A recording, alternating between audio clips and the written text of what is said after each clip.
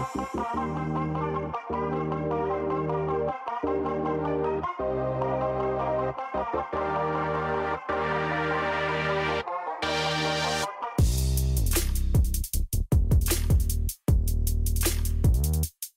están? Les damos la bienvenida a un nuevo capítulo de Senado Conecta. Hoy estamos junto a Ángeles Fernández, fundadora Hay Mujeres, a quien saludamos. ¿Cómo está María de los Ángeles? Muy bien, muchísimas gracias. Un placer compartir con ustedes hoy día en la mañana, empezando la semana. Empezar la semana, claro, hablando de un tema que está a propósito de los anuncios de un nuevo gobierno. Y quería preguntarles cómo ven ustedes este gabinete que está conformado de manera inédita por una mayoría de mujeres. ¿Cómo se lo toman ustedes este anuncio y cómo ven también el nuevo gobierno pensando en esta nueva conformación? Bien, lo recibimos con mucha gratitud y mucha felicidad, porque en el fondo este gabinete que ha conformado el presidente electo Boris es un gabinete que enfrenta muchísimos desafíos, muchísimos, y no es fácil congregar en un grupo humano, hacer una alquimia, ¿no? Sí. Con todos los desafíos y las características que a lo mejor debería tener un gabinete. Pero lo que está claro es que hoy día, con el correr de los tiempos, subidos en la cuarta ola del feminismo, ¿no? Donde el movimiento Me Too tuvo un momento estelar, pero también otros eventos que son muy cercanos a nosotros, como la irrupción de las tesis en Chile, no podía no ser paritario, no podía no ser paritario. Lo que hace el presidente electo Boric a nombrar un gabinete inédito con 14 mujeres y 10 hombres, que la verdad yo no sé por qué nos sorprende tanto, porque Chile, con la primera mujer electa en un país importante en América Latina en el 2006, ya se intentó, ¿verdad?, digamos, la aventura paritaria. Lo que pasa es que no perseveró.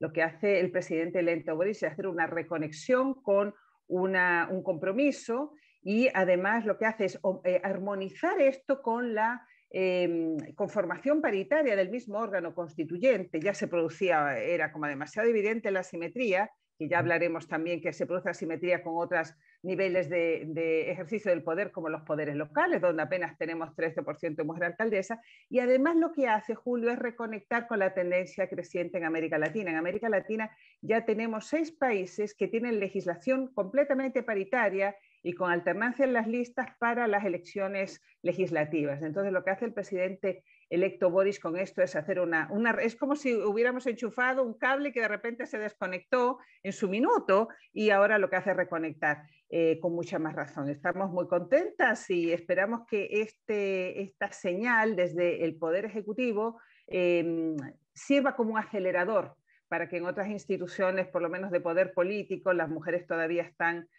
muy subrepresentadas, y que esto realmente le ponga como más aceleración. Sobre esa señal quería preguntarle, porque es muy importante pensando también en lo que entrega el liderazgo femenino, y hay mucha evidencia respecto de eso.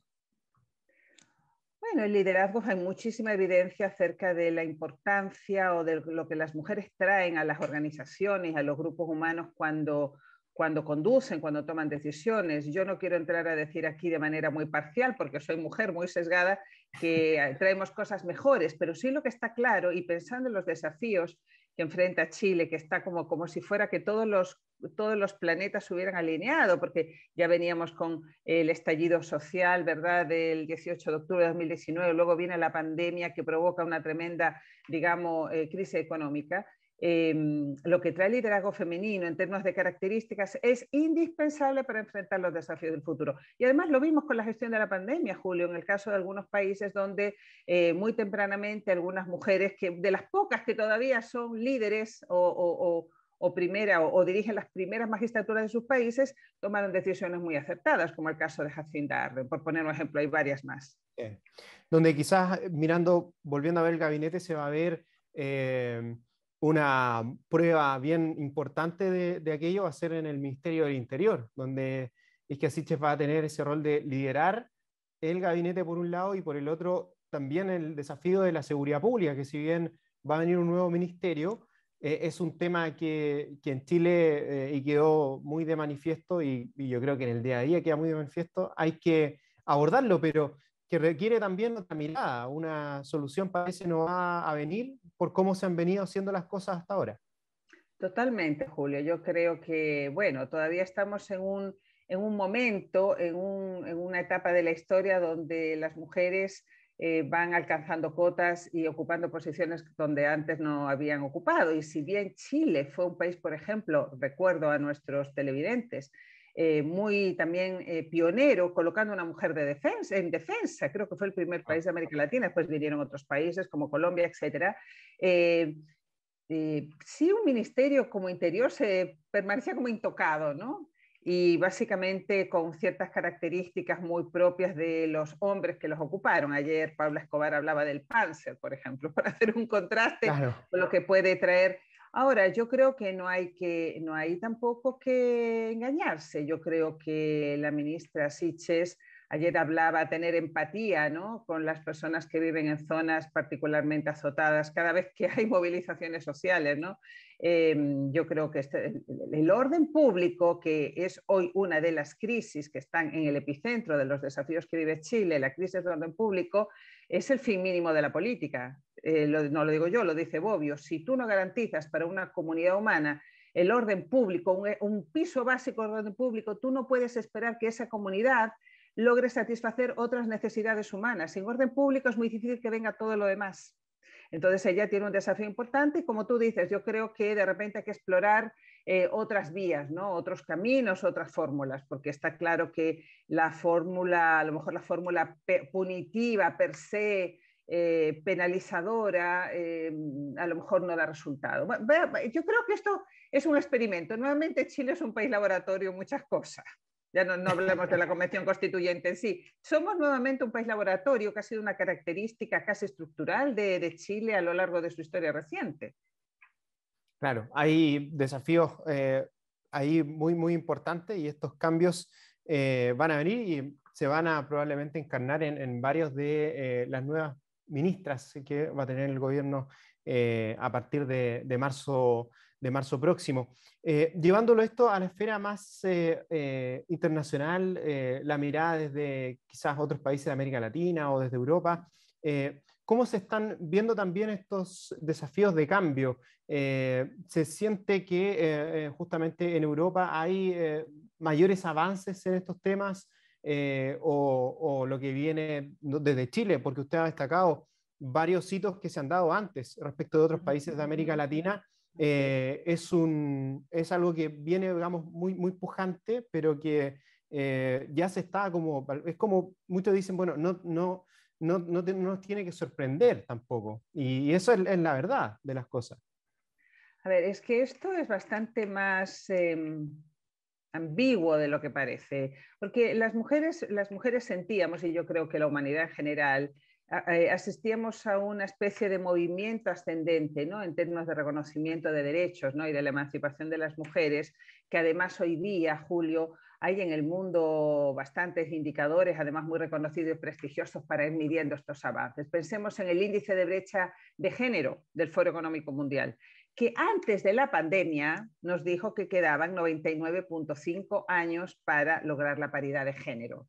Pero vino la pandemia y resulta que cosas que para nosotros eran como obvias no son tan obvias, porque la pandemia, que rompió en marzo del 2020, azotó de manera desigual a ambos sexos. Y lo interesante es que justamente producto de esta mayor conciencia que hay, Julio, desde muy temprana hora de la pandemia tenemos mucha evidencia científica, muchos estudios que muestran que las mujeres fueron mayormente golpeadas en distintos ámbitos, el económico con mayor porcentaje de pérdida de empleo, justamente por los lugares y espacios donde las mujeres están insertas en la estructura laboral y la manera como se insertan, que es mucho más precaria, empleo informal, empleo estacional.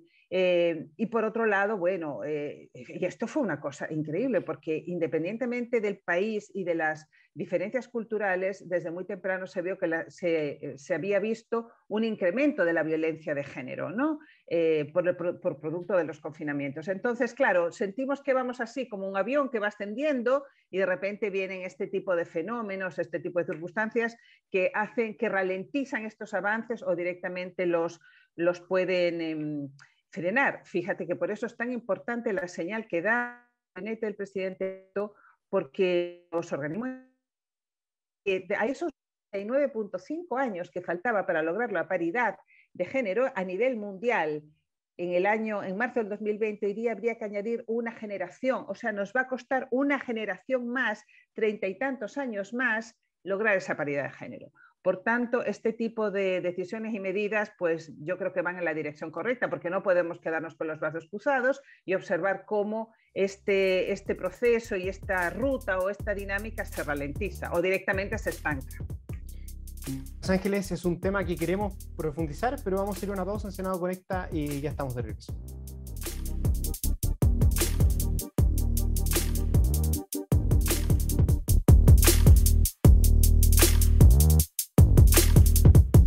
Ya estamos de regreso en Senado Conecta junto a María de Los Ángeles Fernández, fundadora y presidenta de la ONG Hay Mujeres, con quien hablábamos respecto de las brechas que dejó a la vista la pandemia, que dejan en evidencia que hay que corregir o más bien pensar en una reactivación que vaya a volver a unir algunos puntos o definitivamente ir pensando con una mirada distinta, que la reactivación justamente sea desde la paridad para que esa brecha que tenía, digamos, tantos años pueda, digamos, acortarse o varios temas puedan ir quedando de plano atrás. Pero esto requiere justamente una nueva mirada en temas laborales principalmente, donde justamente se produce un mayor retroceso. Efectivamente, el retroceso ha sido brutal. En Chile, por lo que he leído, ha sido de casi 10 puntos y para Chile es más dramático, Julio, porque a Chile le había costado mucho seguir el ritmo de incorporación de las mujeres al empleo, no solamente en América Latina, nosotros ya nos medimos con el parámetro del AUGRE, siempre estábamos como más retardados y aparentemente ahí uno de los factores que incidían era, bueno, fuertemente los estereotipos de género, prácticas culturales muy sexistas, pero también que Chile pues, no tiene políticas, ¿no?, de fomento a la conciliación entre la vida personal y la vida laboral. En general, la ausencia total de este tipo de políticas irrumpió con la pandemia y encontró a todos los países bastante desguarnecidos. Porque ¿qué sucedió? Que aquellas mujeres que tenían incluso un empleo formal, un empleo digamos, con un salario concreto a fin de mes, etcétera, tuvieron que teletrabajar a marchas forzadas y conciliar desde la casa, ¿verdad?, su trabajo con sus hijos y cuidando a sus hijos con el cierre de los colegios. ¿Y qué pasó? Que en muchos países ya se midió y se estudió desde el primer momento del confinamiento que la mayor recarga, a pesar de que hombres y mujeres permanecían encerrados en sus casas con sus hijos nuevamente, trabajando, la mujer con su computador, ordenador y el hombre con su computador, nuevamente los niños iban más hacia la madre o se recaían más las tareas sobre la madre. Entonces, la reactivación tiene que ser con perspectiva de género sí o sí, porque además es que antes de la pandemia, Julio, teníamos tantas cifras, tantos datos que muestran que aquellas economías que no tienen plenamente incorporadas a las mujeres, no solamente en el mercado laboral, sino en las estructuras donde se toman decisiones económicas, son economías que pierden riqueza. Yo siempre cuando veo aquellos estudios que nos dicen los porcentajes del PIB que los países ganarían incorporando a las mujeres y no se hace nada al respecto, yo digo, pero es que aquellos que no están haciendo nada para esto realmente son antipatriotas, porque el país pierde riqueza.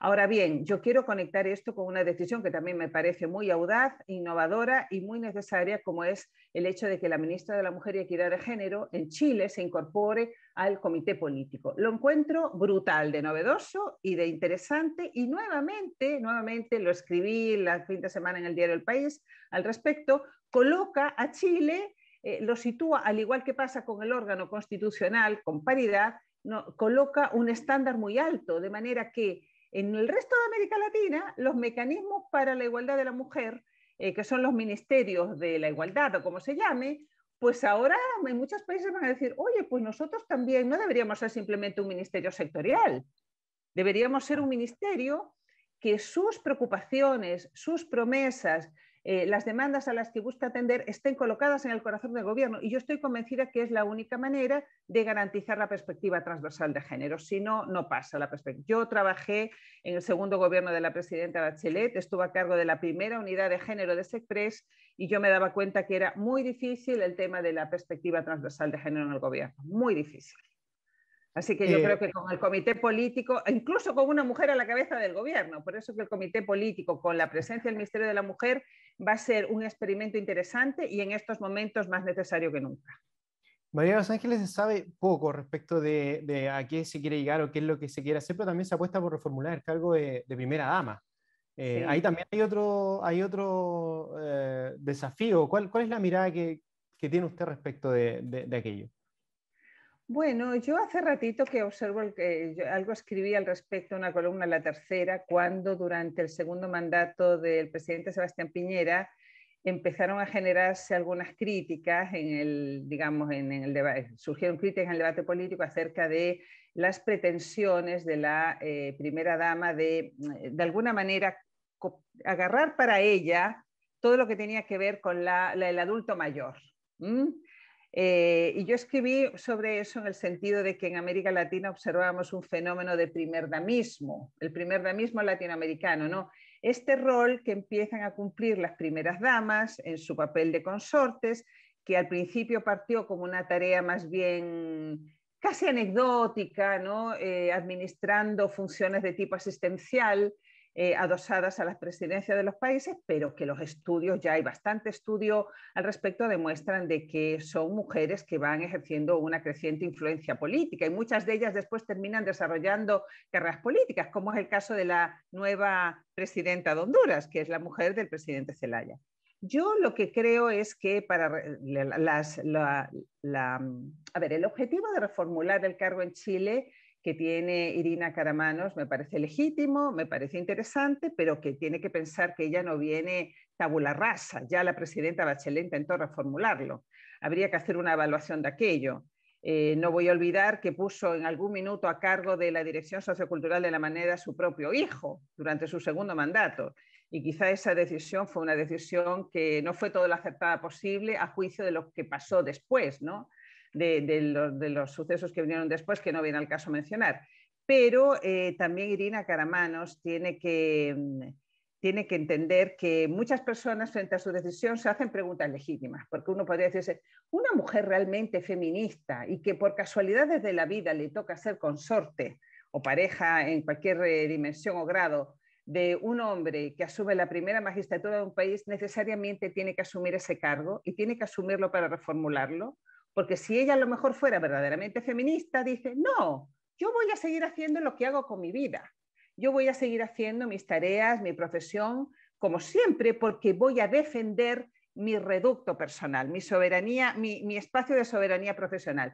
Y yo en ese sentido, Julio, para no extenderme mucho, pienso en lo que han hecho los maridos o consortes de mujeres que han llegado a la primera magistratura. Por desgracia son pocos, entonces a partir de casos muy puntuales tú no puedes señalar una línea, una tendencia general, pero el señor Thatcher siguió haciendo su vida como si nada y el señor no cambió para nada su vida y no digamos el esposo de Angela Merkel, siguió ejerciendo como profesor en la universidad creo que de Humboldt y aparecía ocasionalmente con ella para, digamos, eventos protocolares, pero no, él dijo yo, mi profesión, mi carrera, mi línea de progreso profesional, yo no lo voy a hipotecar por mi condición de consorte de Merkel. O sea, esto levanta muchas preguntas. En todo caso, va a ser muy interesante ver lo que va a hacer. Sí, sí, ha contribuido a generar algo a poner más miradas sobre lo que va a pasar con aquello. Hace un rato, María de los Ángeles hablaba sobre también la conciliación con la vida personal. Y acá también quedaron, y volviendo al tema quizás más laboral, han quedado también en evidencia otros temas. Por ejemplo, en la Comisión de Trabajo del Senado, hace poco se despachó un proyecto que busca aumentar los días de postnatal para los hombres que de forma progresiva se aumenten las semanas, llegando hasta 4 con el correr de los años. Hay países que otorgan un plazo o un periodo que es fijo, que es irrenunciable para los hombres. Ahí también, quedan en evidencia que hay varios desafíos y que hay que avanzar respecto también de paridad en este tipo de casos, justamente con una mayor corresponsabilidad, con mayor tiempo para la familia. Lo decía también ayer el presidente electo, que no está de acuerdo con el 24/7, con esto de estar todo el tiempo metido en eso. También va a dejar tiempo para su vida personal, para reflexionar. Eso también creo que es importante que se avance en ese tipo de temas. Pero por supuesto, Julio, por supuesto. Yo creo que ha habido intentos, esbozos en el pasado reciente chileno de problematizar esto, pero nunca le hemos dado el palo al gato, como dicen. A ver si con esta administración logramos avances importantes. Yo recuerdo cuando el presidente Piñera, en su primer mandato, llevó adelante el postnatal parental, pero realmente cuando tú ves los resultados de aquello, yo no los tengo aquí a la vista, pero alguna vez los vi, lamentablemente Sí, tampoco, aunque no vivo acá, se me pierde mucha capilaridad fina, aunque no creas, viviendo fuera a veces uno sabe más de Chile que viviendo adentro, porque uno busca más claro. información, pero el porcentaje es muy bajo, el porcentaje es muy bajo, porque además, claro, si hay si se deja electivo que el hombre o la mujer lo pueda elegir y hay un tope de sueldo, pues a lo mejor el hombre se va a cortar el hilo por lo más delgado porque la mujer siempre gana menos. O sea, aquí topamos con la brecha salarial de género. Y por otro lado, no sirve de nada llevar adelante políticas de corresponsabilidad si a la sociedad se le sigue enviando la idea de que la responsabilidad por la reproducción y el cuidado de la crianza es de las mujeres. O sea, hay que hacer medidas muy potentes y en ese sentido hay gestos desde las primeras autoridades que pueden ser muy importantes. Creo que fue el presidente Piñera el que puso esto el 24/7. Yo también en su minuto escribí sobre esto. Me parece que es demoledor, demoledor.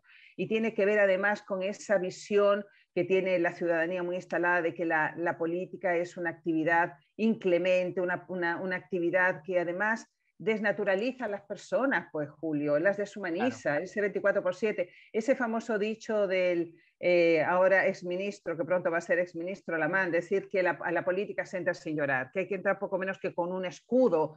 No, a la política hay que tratar de humanizarla y la mejor manera de humanizarla es fomentando la corresponsabilidad entre la vida personal y la vida laboral y que quienes conducen el país den ejemplo de aquello. Es Es, muy importante. lo que también es demoledor, María Los Ángeles, es la estadística. 0,23% de los hombres en Chile ha usado el postnatal al Claro. cumplir una década.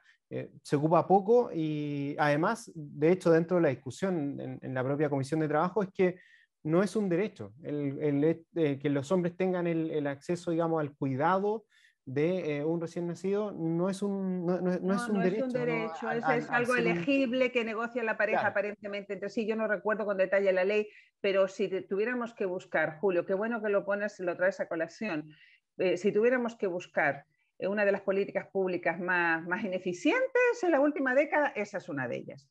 Y hablo, y quiero ser bien exagerada al decir que es ineficiente, porque el tema lo dije en el Congreso Futuro cuando hablé del tema de la revolución digital. Si nosotros no rompemos el nudo gordiano que supone la división sexual del trabajo para las mujeres, tú puedes poner cuotas, puedes poner paridad, puedes poner lo que quieras, pero a mí me contaban el otro día una exdiputada boliviana que ellos tienen consagrada la paridad en la política en la Constitución y no se cumple. Porque Claro.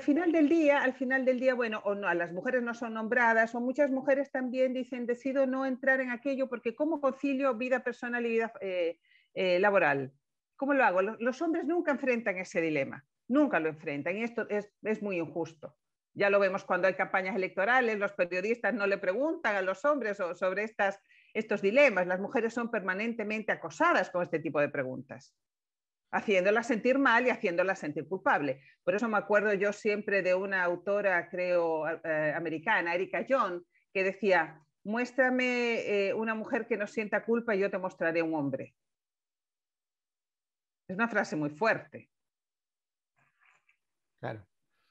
Así es. Y bueno, nosotros, María de Los Ángeles, hemos hecho siempre este tipo de conversaciones y espacios porque creemos que es bueno conversarlo. Hace tiempo también, antes de comenzar, decíamos, bueno, hay un punto en el que una organización como la que tú presides, tal vez, o así como hay otras, sería bueno que en algún punto no fueran necesarios de estar. Hay otras que tienen otras funciones y así, pero hemos hecho el espacio para conversar y queremos también agradecerte por este diálogo donde hemos mirado estadísticas, nos has mostrado también visiones de América Latina, tu mirada también respecto de lo que es este nuevo desafío con este nuevo gobierno, así que te agradecemos desde todo el equipo de Senado Conecta por esta conversación que hemos tenido.